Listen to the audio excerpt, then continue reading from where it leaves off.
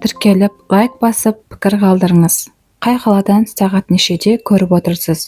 Жаза кетіңіз. Қаратаудың етегінде Алматы облысында кішкентай ауылда күн баяу атты. Таңы тұман, тауды жауып, қойшылардың дауысы алыстан естілді. Ауыл үйлерінің арасында Айгүлдің шағын үйі тұр. Ол 18 жастағы қыз.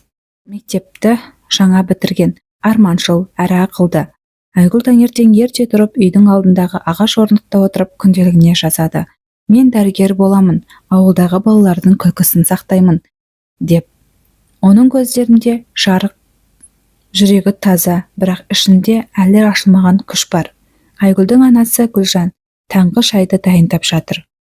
Ол 40 жаста, жалғыз басты әйел, күйеуі жылдар бұрын қайтыс болған. Қарыздары бар, отбасының мойнында ауыр жүк болып тұр. Гүлжан қызының болашағына қатты алаңдайды, бірақ оның ойынша әйелдің басты міндеті отбасы құру. Ауылдың дәстүрі бәрінен де жоғары. Гүлжан Айгүлге: "Қызым, шайыңды іш, бүгін күн бос емес", деп күлімсірейді. Бірақ оның дауысы алаңдаушылық бар. Қайрат ата, 65 жаста, ол ауылдың баяқ сақалы, беделді, бірақ жалғыз. Жас кезінде сүйген әйелінен айырылған, содан бері үйленбеген. Ол ауылға мектеп, мешіт салдырған, кедей отбасыларға көмектескен. Ауылда ол туралы әңгіме көп. Қайрат ата жас келін керек, үйіне жылу әкеледі. Айгүл бұл әңгімені естігенде күліп мән бермейді. Оның ойы тек қалада, университетте, армандарын, ол күнделігіне "менің өмірім алда, мен алдала сияқты еркін боламын", деп жазады. Бірақ ол әлі білмейді, оның өмірі жақын арада түбегейлі өзгереді.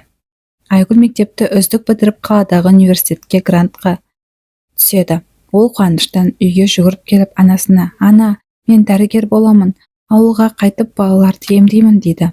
Оның дауысы қуанышқа толы, көздері жанып тұр. Гүлжан қызының маңдайынан сүйеді, бірақ оның жүзінде қуаныш емес, алаңдаушылық бар. Ол: "Қызым, отырып сөйлесейікші", деді. Кешке шай үстінде Гүлжан Айгүлге ауыр хабар айтады. Қайрат атаның өкілдері келіп, Айгүлге ұсыныс жасаған. "Ол сенің оқуыңа кедергі болмайды, қарызымызды жабады, бізді құтқарады, бұл отбасыңа деген міндетің", дейді Гүлжан. Айгүлдің әлемі астан-кестен болады. Ол 65 жастағы атаға: "Қалай үйленем? Менің арманым бар, менің өмірім бар", деп қарсы шығады.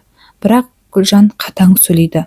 "Сен әйелсің, алдымен отбасыңды ойла, біздің абыройымыз, өміріміз саған байланысты".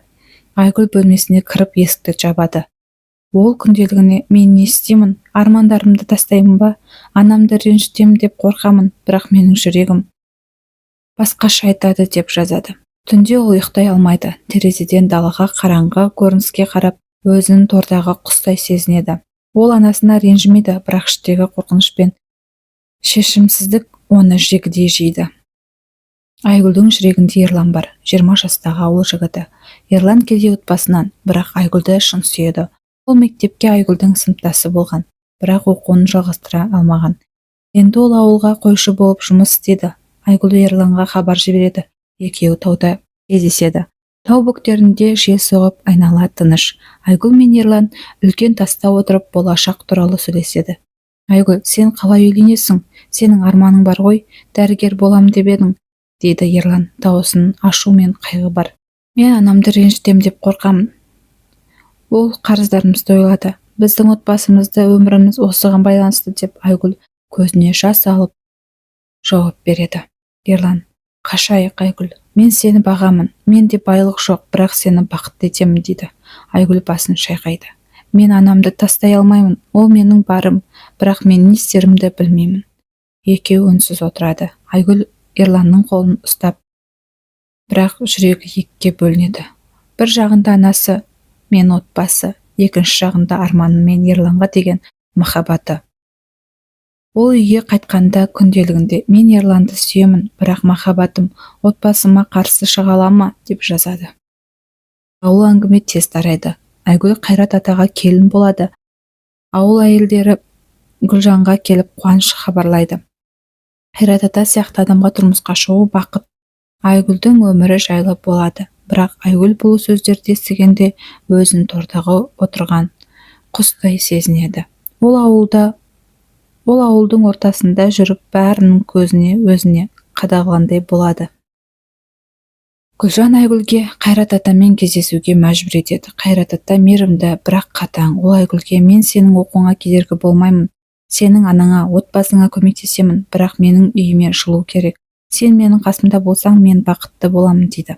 Айгүл оның ниетін түсінеді, бірақ жүрегі оған жауап бермейді. Ол: мен ойланайын деп әрең жауап береді. Үйге қайтқанда Айгүл анасына: мен оны сүймеймін, мен мұны қалай істеймін дейді.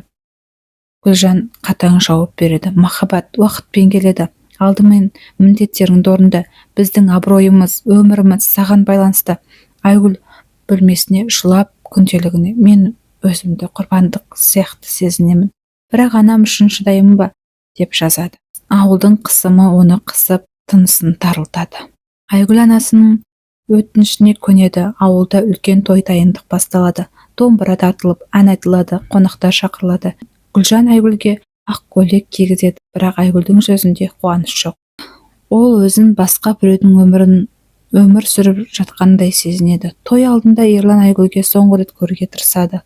Ол: мен сені күтем, егер сен шешімді өзгертсең, мен осында боламын дейді.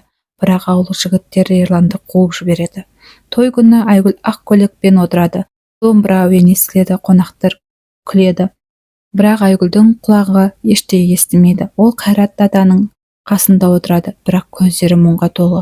Ол күнделігіне: бүгін мен армандарымнан бас тарттым, бірақ бұл дұрыс па, менің жүрегім мұңды қалай көтереді, деп жазады.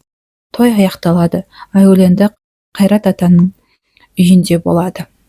Қайрат ата мейірімді, Айгүлге жақсы қарайды. Айгүл Қайрат атаның үйіне көшіп келеді. Оның үйі үлкен, жайлы, бірақ Айгүлге бос әрі суық боп көрінеді. Қайрат ата мейірімді, Айгүлге жақсы қарайды. Ол: қалада оқа, мен саған рұқсат беремін, бірақ үйде де міндеттерің бар, дейді. Айгүл сыпайы күлімдеп бас изейді, бірақ ішінде бос орын. Ауыл әйелдері Айгүлге қысым жасайды. Жас келін болған соң үйде отыр, қалаға кетсең сөз болады. Қайрат атаның абыройын ойла. Айгүл өзін тордағы құстай сезінеді тағы да. Айгүл күнделігіне: мен мұнда бақытты бола аламын ба, менің жүрегім Ерланды сағынды, армандарымды сағынды, дейді. Бір күні Айгүл Қайрат атаның бөлмесіне ескі суреттерді көреді. Ол жас кезінде сүйген әйелінің айырылғанын айтады. мен одан кейін ешкімді сүйе алмадым.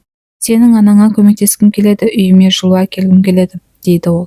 Айгүл оны аяйды, бірақ оған деген махаббатын сезбейді. Ол: мен сізді түсінем, бірақ мен өзімді ұмыттым, деп ойлайды. Айгүл университетке түседі. Қалада ол өзін еркін сезінеді. Өзі лекцияларында отырып дәрігер болатынына сенеді. Ол қаладағы достарымен сөйлесіп күледі, өмірін жаңа қырын ашады. Бірақ апта соңында ауылға қайтады. Ауылда қысым күшейді. Әйелдер: сен күйеуіңді тастап қалада жүрсің бе, деп сөксе, Гүлжан: абыройымызды ойла, Айгүл, дейді. Бір күні Айгүл қаладан Ерланды кездестіреді. Ерлан жұмыс іздеп қалаға келген. Оның өмірі ауыр, бірақ Айгүлге деген махаббаты сол күйі. Ол: мен сені әлі сүйемін, сен бақыттысың ба, деп сұрайды. Айгүл жылап: мен білмеймін, мен анамды, атамды ренжіткім келмейді, бірақ мен өзімді жоғалттым, дейді. Ерлан оны құшақтап, бірақ Айгүл одан қашады. Ол өзін кінәлі сезінеді, өйткені Ерланға деген сезім әлі бар, бірақ міндетті оны байлап тұр. Қайрат ата ауырып қалады. Айгүл оған қамқорлық жасайды, дәрі беріп, тамағын дайындайды. Осы кезде Қайрат атаның шынайы ниеті түсінеді. Ол: мен сені мәжбүр еттім деп ойлайсың ба, мен тек үйіме жылу әкелгім келді, сенің анаңа, саған жақсылық жасағым келді, дейді. Айгүл оның жалғыздығын сезінеді, бірақ өз жүрегін алдай алмайды. Ол түнде ойланады: мен міндетімді орындадым, бірақ мен өзімді ұмыттым. Бұл дұрыс па, менің өмірім тек міндет пе? Айгүл анасынан сөйлеседі, бірақ Гүлжан: сен күйеуіңнің қасында болу керексің, ол саған бәрін береді, дейді. Айгүл өзін екі жолдың қиылысында тұрғандай сезінеді. Ол күнделігіне: мен өзімді табу керекпін, бірақ қалай, деп жазады. Айгүл батыл шешім қабылдайды. Ол Қайрат атаға шындықты айтады: сізді құрметтеймін, сізге алғысым шексіз, бірақ мен сізбен бақытты бола алмаймын. Менің арманым бар, жүрегім бар, және де менің жүрегім басқада. Қайрат ата үнсіз тыңдайды. Оның көздерінде мұңлы, бірақ ол: Сенің бақытың, менің бақытым бар. Бар Айгүл, өз жолыңды тап дейді. Айгүл көз жасын алып оған алғыс айтады. Айгүл анасымен сөйлеседі. Гүлжан алғашқысында ренжиді. Сен біздің абыройымызды ойламайсың ба дейді. Бірақ Айгүл, мен сізді сыйлаймын, бірақ менің де өмір сүруім керек. Менің жүрегімде тыңдауға рұқсат бер дейді. Гүлжан қызының көздерінде батылдықты көріп оны құшақтайды. Сен менің қызымсың, мен саған сенемін. Айгүл қалаға кетеді, бірақ Ерланмен бірге болмайды. Ол өз жолын таңдайды, дәрігер болу арманын. Жылдар өтеді, Айгүл дәрігер болады. Ол ауылға қайтып балаларға арнап шағын клиника ашады. Ауылда оны біздің Айгүл деп құрметтейді. Ол дәстүр мен заманауи өмірді үйлестіреді. Дәрігер ретінде балаларды емдейді. Ауылда тойларға қатысып, анасымен бірге шай ішеді. Гүлжан қызымен мақтанады. Ол Қайрат атаның оның жетістігіне қуанышпен бақылайды. Айгүл клиникада баланы емдеп жатады. Ол күлімдеп күнделігіне: мен өз жолымды таптым. Далада да, жүрегімде де еркін.